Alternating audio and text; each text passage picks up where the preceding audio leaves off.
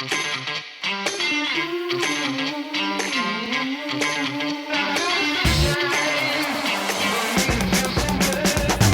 folks, welcome to episode 57 of the Mile 20 podcast where epic shit happens. I'm Laura Lee and I'm here with my bestie. Lori, And we are going to talk to you today about the FarGO Marathon. And I think it has like a really, really long name, Lori, as well, it used to be the Sanford when we ran it, Fargo Marathon. Now it's like Essentia Health Fargo Marathon. It's which is a mouthful. Fargo. So for the ease of conversation today, we're just going to call it the FarGO Marathon.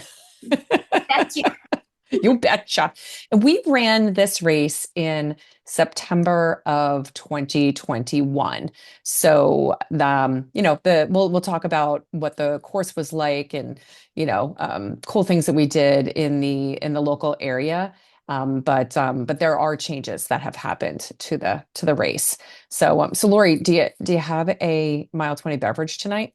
I wanted a mile 20 beverage and I almost went and got my mile 20 beverage. So you left early from Fargo on it was a Saturday race and you left Yep. early, I think Sunday. And then I had time to fart around because I think I was there until after dinner time. Yeah, because you were doing like a lot of like late flights or like red eye flights and shit during Like that time period. crazy early in the morning. I'd leave at like 5 a.m. to get out to wherever we were going. And then I was doing late night flights home. So I stopped right before I went to the airport to a Drecker's Brewing Company that had some fabulous IPAs, and it was delicious. And I did find out that they do have national distribution, and Oh. Exton Beverage did have a Drecker's, but it was a mango sour, and I'm just not a sour girl. Oh, you're not a sour girl. Yeah. Quite enough to get me to go out into the stormy weather that we're having in Pennsylvania today to go out and get it. But I said my heartfelt, thanks and thoughts. It should be a Drecker Brewing Company beer, but instead I have my water. I have water too. And I am actually coming to the podcast today from live from St. Kitts Nevis.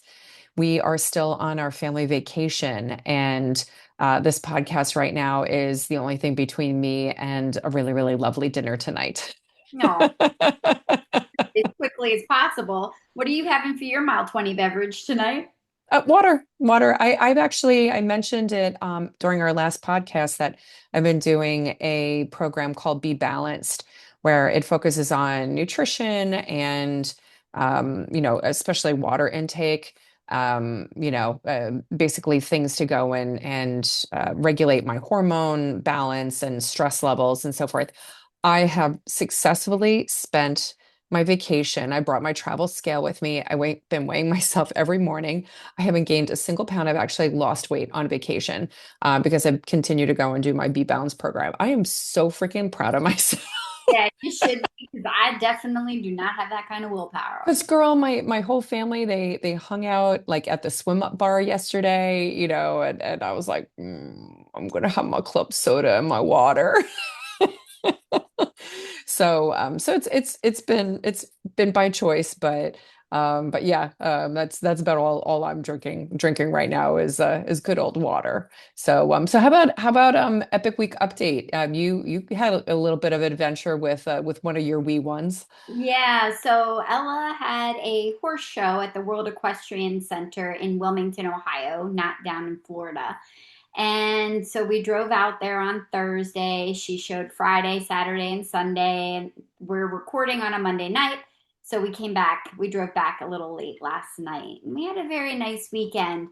Wilmington is a very, very small town. And people in the horse world think of the World Equestrian Center sometimes in Ocala, but they have one in Ohio. Ocala is a little bit of a bigger town than Wilmington, Ohio. But yeah, I mean, we went out to eat in some cool little places. They had a historic hotel that had a restaurant. It was like the General Denver something Inn, and it was built in the 1928 and kind of had a Tudor style to it. It was kind of Oh, neat.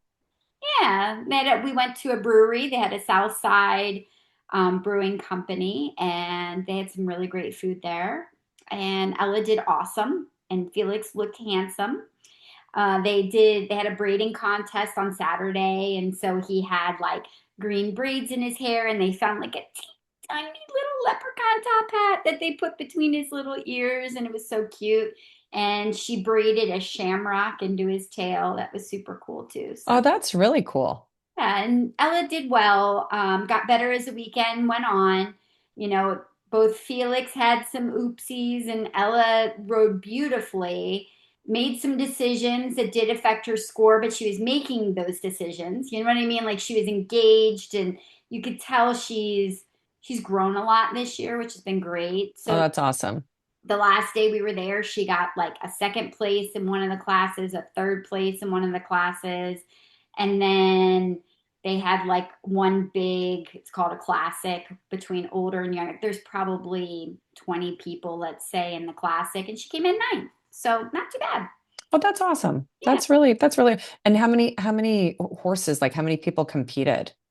In her class, because she just moved up to adult amateurs, so she's no longer a kid anymore. So she had 8 people in her class. Okay. Okay. Then Was, they for the classic they do all of the adults like they break them up between 18 to 35 and then 36 plus, yeah. so they combine them all for the classic, so there was probably about 20 horses in that.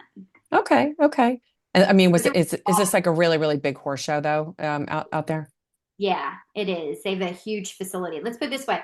You know how, like, if you can think about like a standard barn, like how big some of the barns are, they probably hold 20 horses. Yeah. They have a barn, like we were in barn L, and there were like a lot of stalls in just barn L. Oh, And wow. that's Okay. A, B, C, D, E, F, G, H, I, like, Wow. yeah. Like a huge complex. Oh, They, that's really cool. they Lots of, had her favorite thing was that they're notorious for having a ride through Starbucks. So she actually rode through on Felix and ordered a Starbucks. And Felix was such a good boy. He didn't freak out when the door opened or anything. So I was very proud of him. that's funny. Hopefully you got that on video. I did, yes. I'm in Okay. the process of trying to do my reel, and I just haven't been able to totally focus to finish it just yet. But it's going to Good. social Oh media. my gosh. I love it. I love it. Well, Now, we yeah, tell me all about your trip because you've been gone yeah, for a yeah. while. So we are in St. Kitts, Nevis. So I'm with my husband Jim and my daughter Maddie and my son-in-law Matthew. So it's just the four of us. And we left we so when you and I did the marathon last weekend, right? Um Not this past weekend, but the weekend before. I ended up flying out of Myrtle Beach on Sunday. I landed at around like 1 in the afternoon, and then I flew out at like 6 a.m. the next morning to St. Kitts. So it was like a bam bam. Yeah. But we started out the trip. We actually landed on St. Kitts and St. Kitts Nevis. So Nevis is a little island that's part of the archipelago. Mhm. It's archipelago, right? Archipelago, the Yeah. islands. I'm Yes. not going to correct you. So it's actually Nevis is just south of St. Kitts. So we took a car ferry over to Nevis and we stayed there for 2 nights. And that was absolutely lovely. We stayed in a little kind of like a beach bungalow, resort right on the ocean. Oh, So our bed in the morning, like it had the windows and you just saw the ocean. Like you felt like you were in the ocean. We were like that close to it. that's all. I mean, we didn't have a long time on Nevis, but Maddie had coordinated a really cool like wine tasting dinner for us. And so we went to this resort, and it was actually the same resort that when Lady Diana took her two boys in the 90s to Nevis. That's actually where they stayed. She rented out like this entire resort.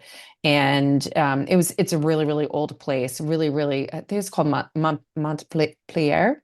And it was absolutely beautiful grounds. So had a wonderful dinner.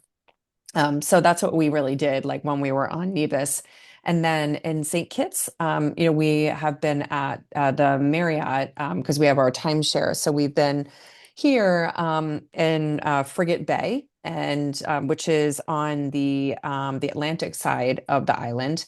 And so we're on the west side of the island. or I'm sorry, the east side of the island. And I don't know, it's nice. It's nice. I mean, we're in a condo. I mean, it's a Marriott. But we've done some exploring. Today we went to the big fort that they have here. The other day we hit a couple of really cool points. We saw a church that was, from like the late 1600s. So there's a lot of history here.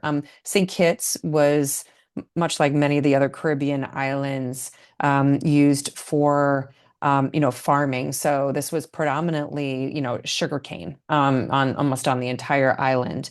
And it was slavery, was very, very present here.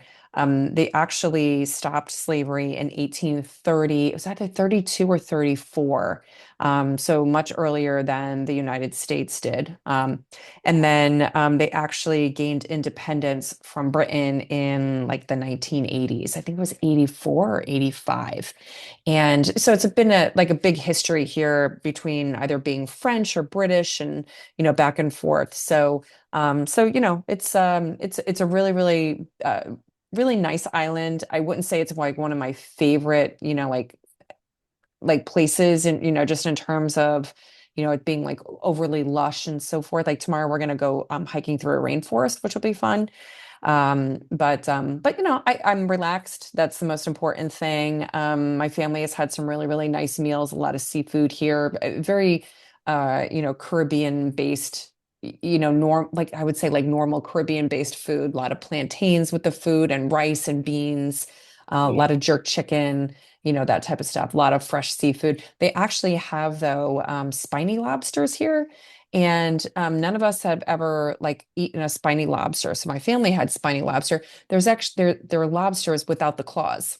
Oh, They don't have claws. They just yeah. So they had those the other night, and apparently they were very sweet and delicious. so they liked them? They did. They liked them a lot, and they're all over the island. And they serve them like, whole. So I mean, you're working on this thing, like big time. But the first night, like they ordered it, Jim was like, "Wait, where are the claws?" Right. 'Cause that's like the other section of the chunks of meat we can get out real quick. That's exactly it. But the bodies of the lobsters, they're bigger, they're longer. So you get a little bit more of like the body meat versus, having to have the claws. So yeah, so it's been absolutely lovely. The people here are so nice. So nice and just so friendly. And I don't know, I've enjoyed it and I've gotten a lot of sleep, which is what I needed. Yeah, And just really, really relaxed. So yeah, so really, really a nice time going and just spending with my family. So that's good because then you'll come back all relaxed from your reset and then absolutely. Absolutely. Yep. Just ready to go. And I'm all caught up on my work email, which is great. I've just been kind of checking it here and there and not like totally checking out. I didn't feel like I needed to, just because I was like, I'm just sitting at the pool. Like it's not like I'm out adventuring like every day. So, yeah. but I'm looking forward to tomorrow. Maddie coordinated the rainforest hike. So we're hoping for a good experience. So we'll see. Oh, and they do have monkeys here on the island. They do. What kind? You don't know, do you? I got to look it up, girl. They're kind of like we looked it up on the first day. They're adorable. They're smaller monkeys and they have like a black and white face and their bodies are kind of like gray brownish color. Yeah. So I think we've seen a total of 1, 2, 3. We saw 5 monkeys today at the going up to the fort. And it was so funny because we were in the car and I was like, you know what? I bet the monkeys that we saw the other day are probably the only monkeys that we'll see like the entire trip. Like I think it's a bust, And then all of Yeah. a sudden, freaking 5 monkeys with babies like come across the road that we were driving up to go to this fort, and everybody was like, "All right, Laura, what else can we manifest?" Because I like completely manifested. I love any place you could go where you can see monkeys. Yeah, so it'll be fun to see if we can find some more tomorrow while we're in the rainforest because I think that that'll probably be more of an optimal type of environment. We haven't seen any, around the resort here in Frigate Bay. It's definitely like more around the areas, a little bit more like metropolitan. So and not very like heavily wooded. So I don't think that it's probably the more optimal type of environment for them. Yeah. But they're cute. They're cute. Now I'm gonna have to look that up later when we're done with our call. There we go. There we go. Well, you want to talk about the Fargo Marathon? Let's do it. Because I Yeah. feel this is one of those marathons. Well, I would have to say I don't remember much about the course itself.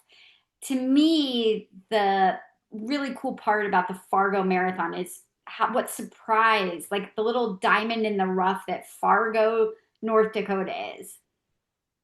I totally agree. And I went back earlier and I was looking at some of the pictures. I think one of the and we'll talk about it. There's a site with like a faux replica of like a Viking ship that we came across. It was just like on this like path and we were like, what the hell is that? We had no idea.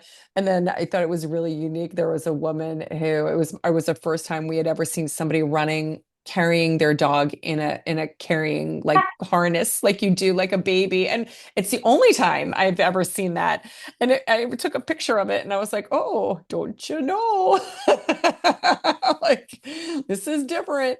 But Like you any marathon, right? You never know what crazy thing somebody's going to come up with to do during a marathon. No, that's exactly it. But you and I had never been to Fargo before. So in fact, this was my first time ever being in North Dakota. Did So yeah, so I really didn't have any expectations, but I think what's most memorable to me was like more the town than the race. The race, not very memorable. We ran through some cute neighborhoods and stuff, and maybe because I know you have some notes written down on it, like, but it was more about our town experience and just like, just experiencing the people as well, because they were so sweet and so kind. Yeah. I really, really appreciated that.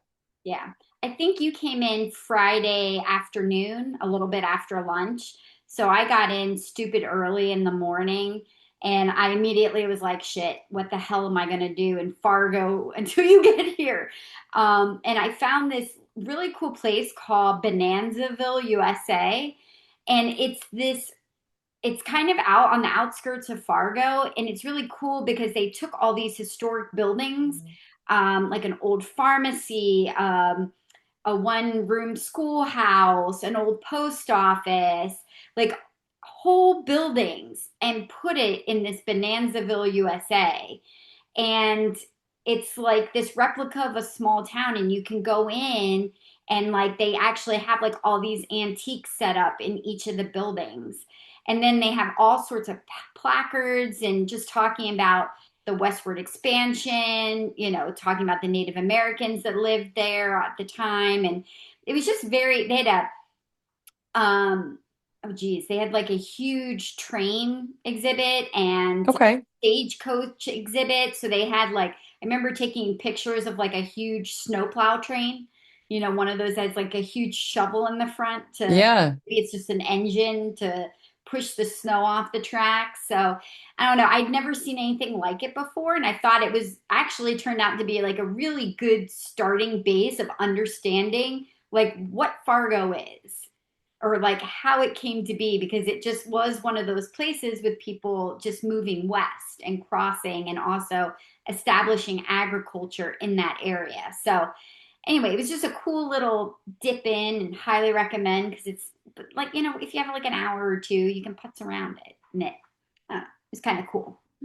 And then I think I had lunch before you came in, and I went to this cool little place called Vinyl Disco. I mean, Vinyl Taco is a little Mexican place, and they actually played their music on vinyl the whole I time. love that. Yeah. So that was different. And then I picked you up. And I think we went to the bib pickup.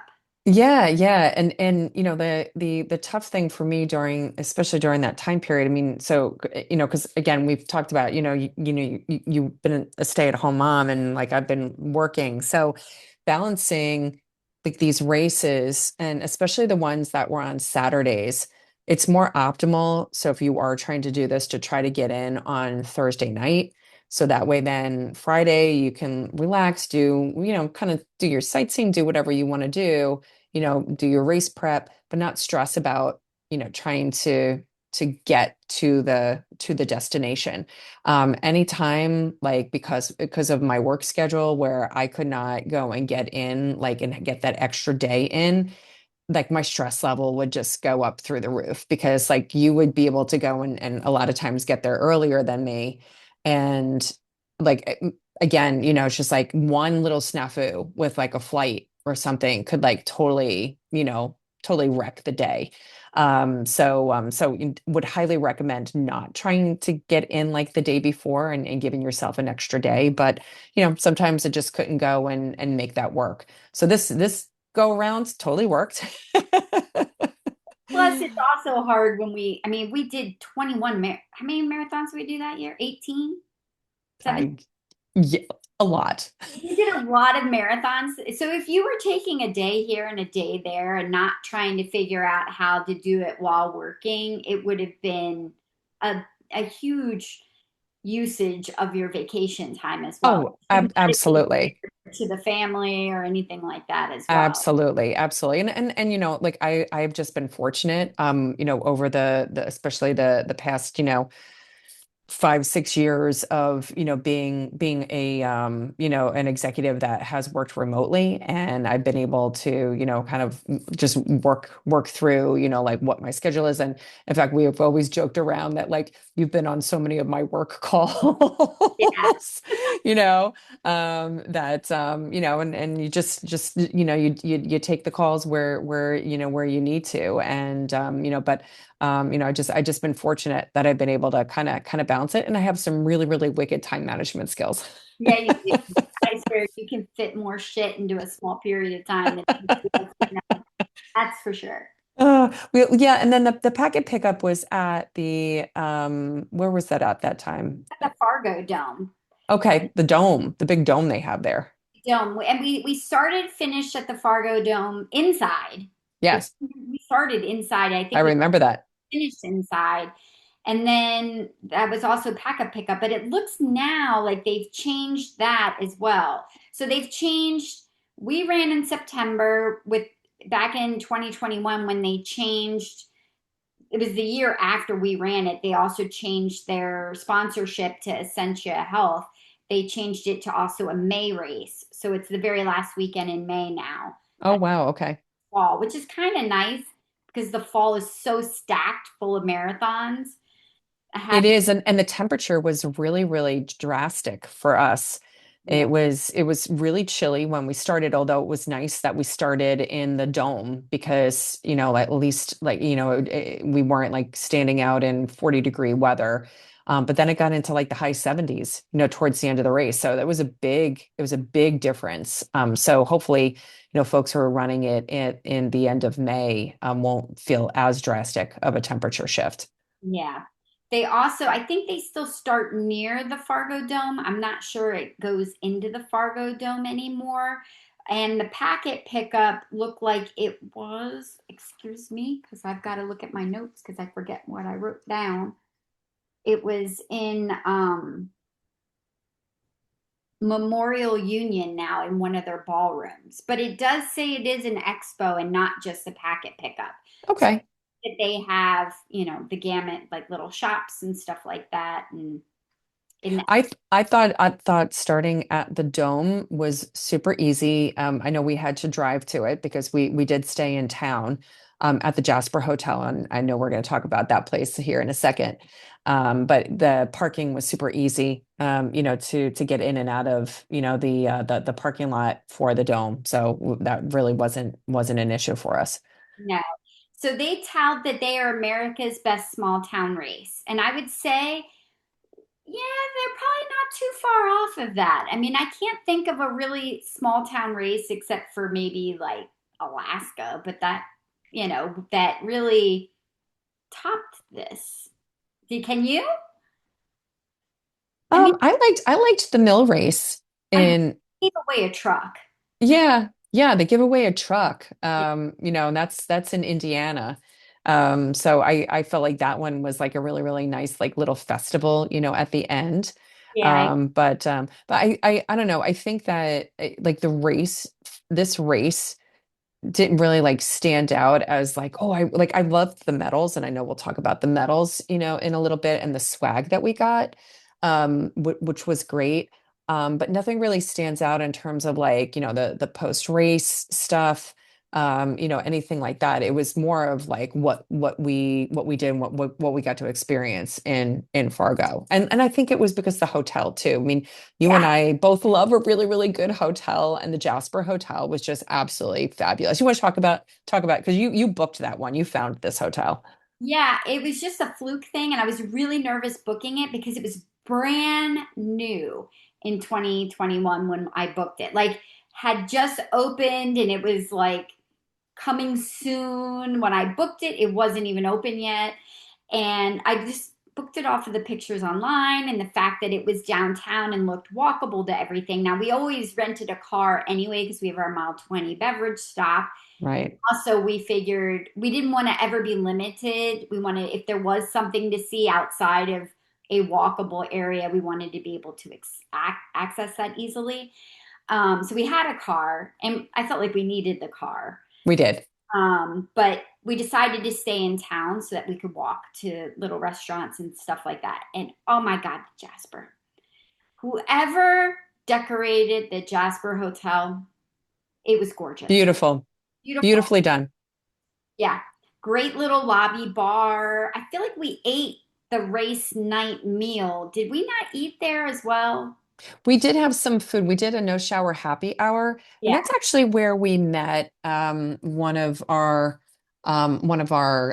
fellow 50 staters. And I'm not recalling her name, but now I feel bad because I think that I follow her and she follows me, and I'm not remembering her name now. Catherine. Catherine. And she was at the bar, and we ended up they had showered, and we were still sitting in our running clothes. And we just had a conversation with her, and I think like one or two other people. So it was nice to go and hear other people's journeys and their experience with doing the 50 states, because I don't think that she was done, at that point in time, as well. And it was just nice to go and have, conversation with some fellow crazies. Yeah, I always like picking other runners' brains for races that they've done too, because even if I have ideas for races I might want to do, you never know where a golden nugget might turn up where they've done something different that would fit you perfectly. That's it. I just love asking people about what they've experienced and what their favorites were. Yeah, and I think a fun fact about the Jasper, if I do recall that, Josh Duhamel in his not in his marriage to Fergie, but I think he got remarried, and I think he got married at the Jasper Hotel. Wasn't that a fact that we saw at some point in time? Yes, I do. I think you're right about that. Yes. Yeah, yeah. So we were like, I think when we heard about that, we were like, we've been there, we've been Yeah. there.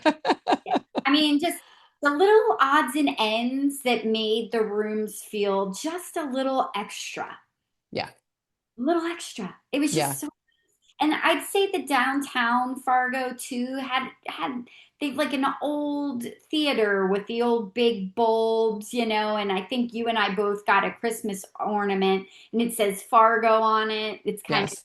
just like an iconic emblem of Fargo itself. And then yeah, I mean, they had little boutiques and restaurants and train station, and I don't know. It was a cool little town.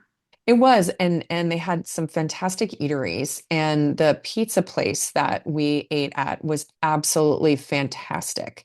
Yes. I remember, so I took a picture, and you did a flight of beer and cider, for that dinner as well. It was a cute thing too, because they like had it like on a little wooden, like, I don't know if it was like I don't know, like a 2x4 or something like that. I don't know what it was, but it just looked really, really cute. And then they had the trivets for the pizza were like, they were corks for the wine, but then it had like a metal clamp around it. I did take a picture of it because I did make those with my own wine corks. I'm like, I can totally make this. I'm like, I'm an engineer.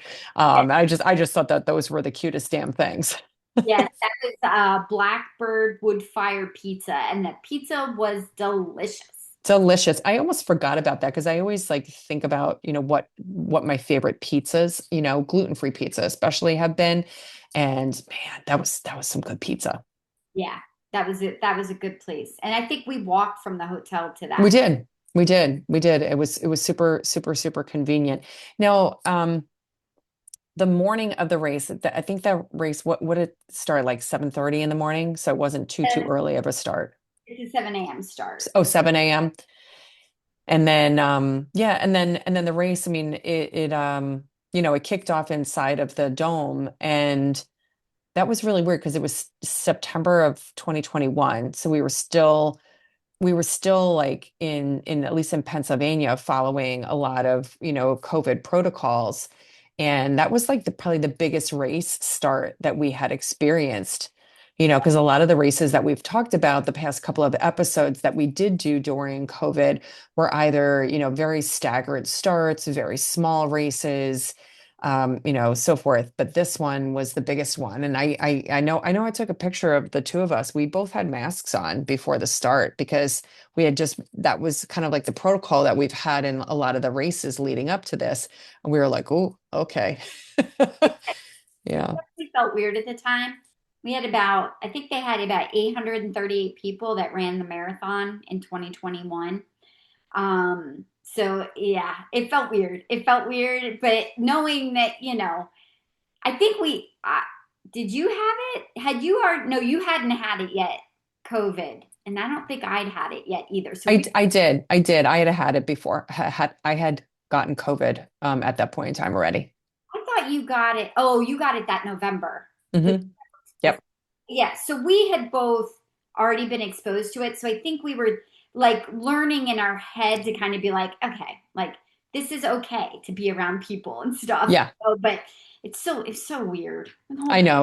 Like looking back on that, and I was like, dude, I don't even remember wearing a mask. And like, I mean, I have a picture of us, a selfie at the start, and I'm like, yeah, it was just a really weird time. I hope that we never have to experience that again in our lifetime, but that was a really, really weird time. I agree with that. Yeah, So this year, this past year in 2025, they had 1,250 finishers. that's a lot more. So I wonder, so there are a few places where the course has changed since when we ran it. And I wonder if some of that's just to accommodate the additional 400 people that they have running it now.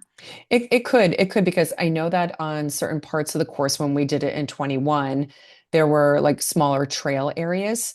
Yeah. It was like cement trail areas that we ran through. So it could very well be that kind of area can't accommodate, as many runners. Who knows? But good for them for going and getting, was it 400 plus people extra, running Yeah. their race. Well, Good for them. they kind of put on a total package, weekend. So they have a 5K on Friday. They do not start the half with the full. They're about 15 minutes apart. And then they have a 10K that starts about 30 minutes after that. So they do have full, um, half, 10K, 5K. They have a virtual and a youth run.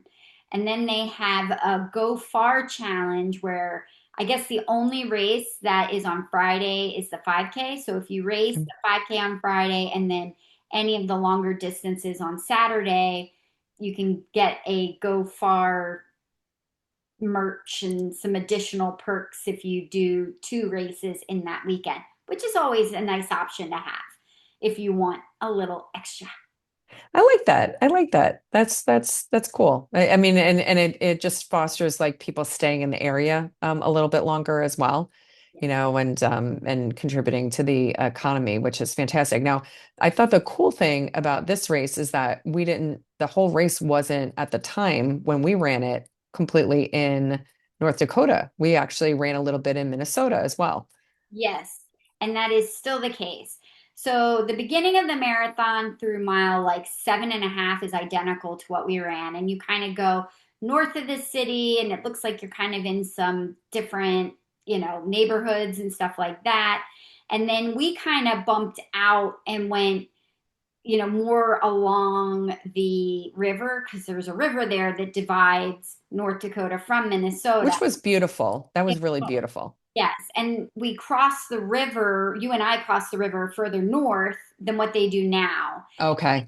Actually skip one of the highlights that I thought was a highlight of the whole thing is that we did, and I'm going to slaughter this pronunciation. Better you than me.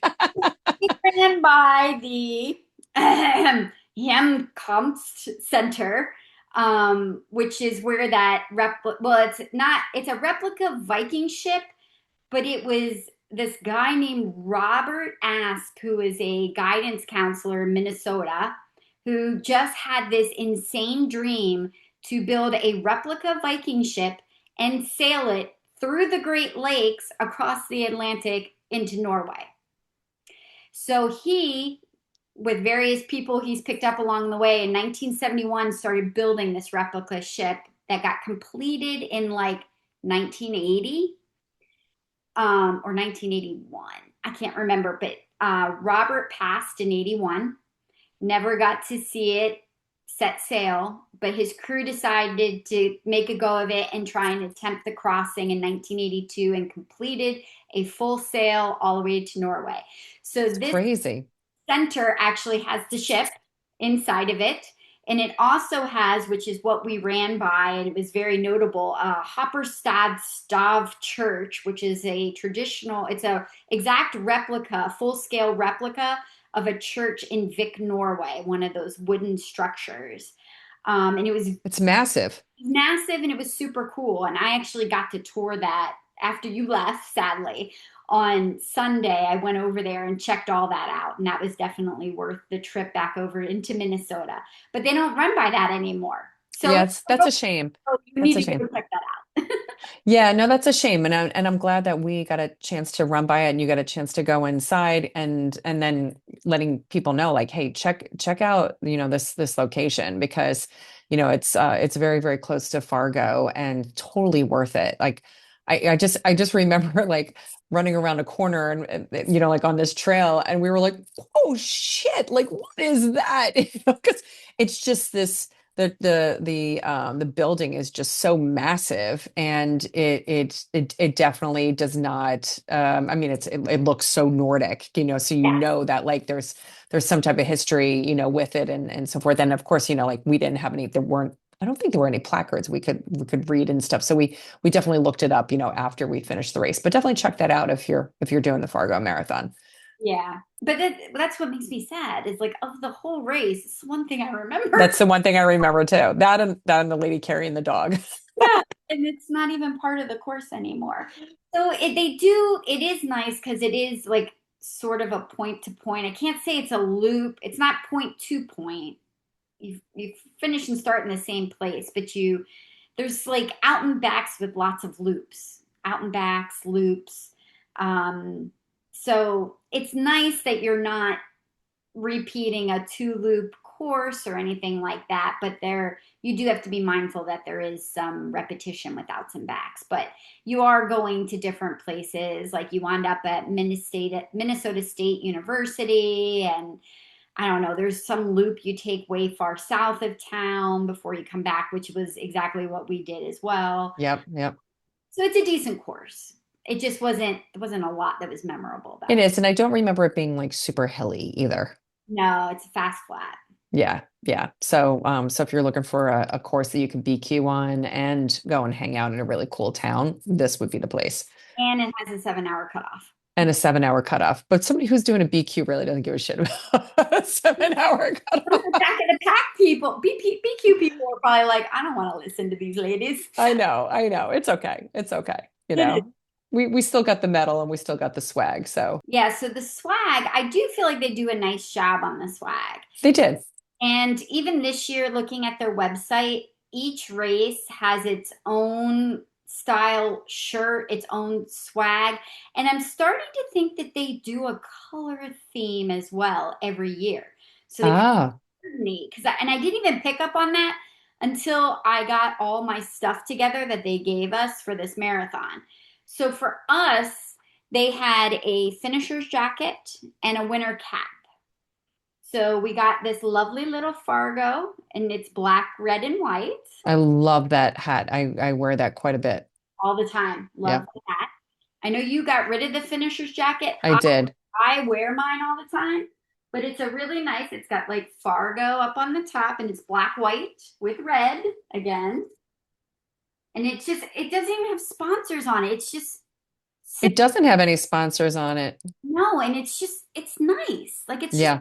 thoughtfully designed. Their little slogan is "Oofta."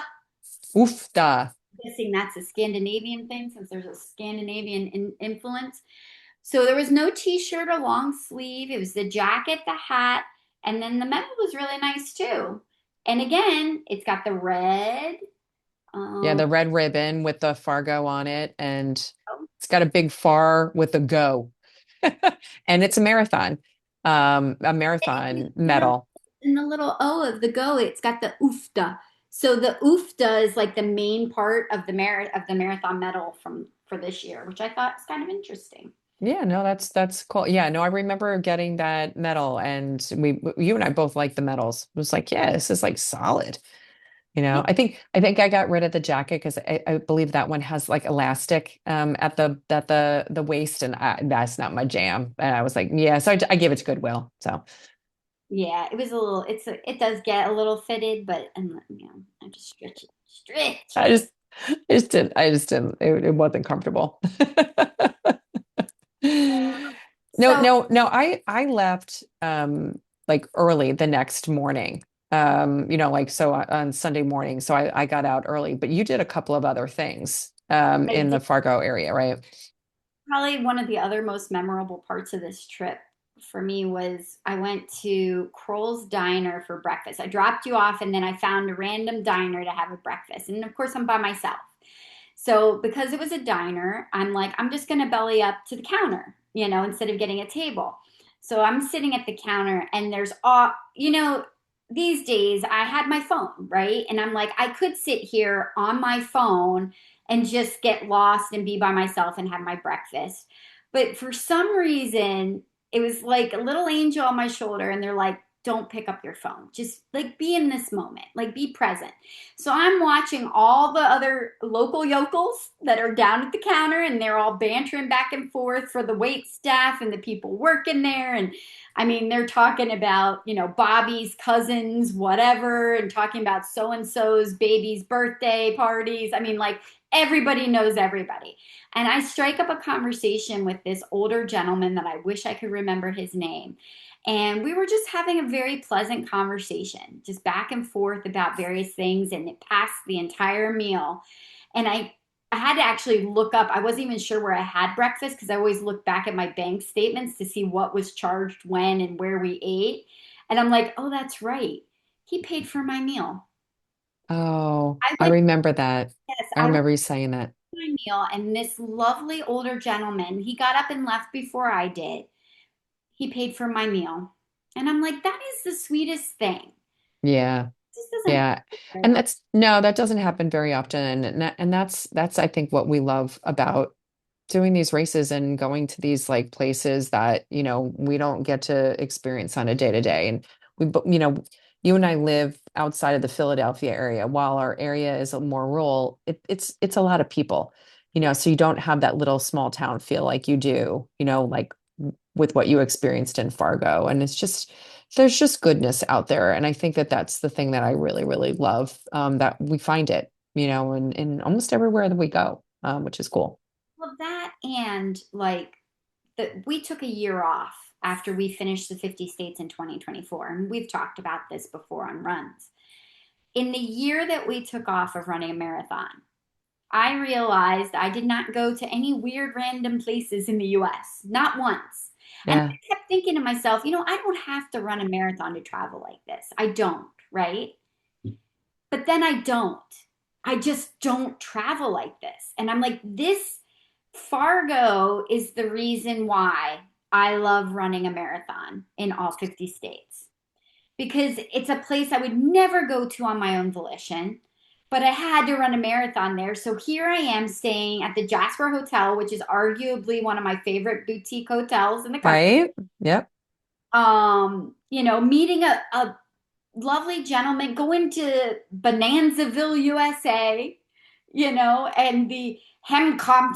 center. I mean, it's just there's something to be said about that part of wanderlust where you're really getting out there and seeing, like, our country is not New York City or Washington, D.C. or California.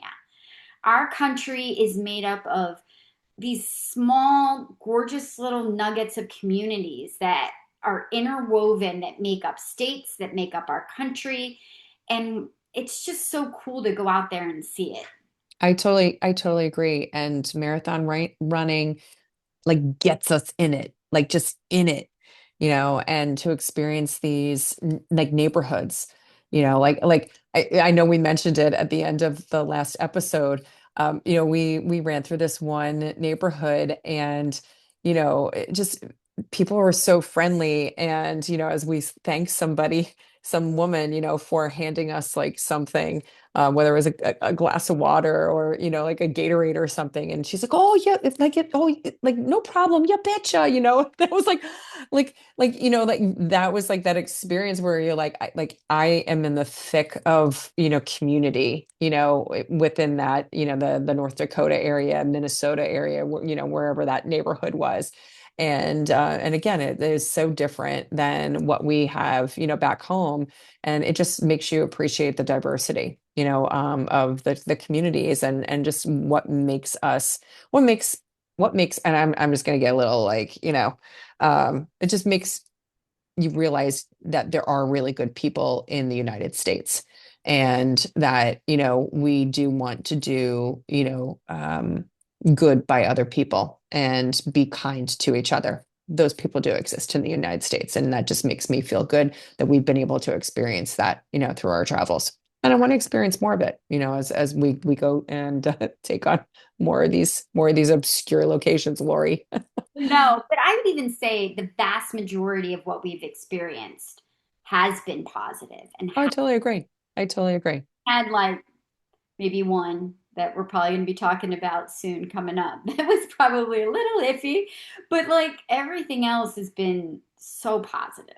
I totally agree. I totally agree. So, the question that I have for you is, would you run this race again? I would recommend it. I would recommend it. I think it's an easy in, easy out. It's a major metropolitan. Yep, Like to go in there. It's not huge, so it's not very far to get from the airport to the hotel to the race start, like all of it. agree.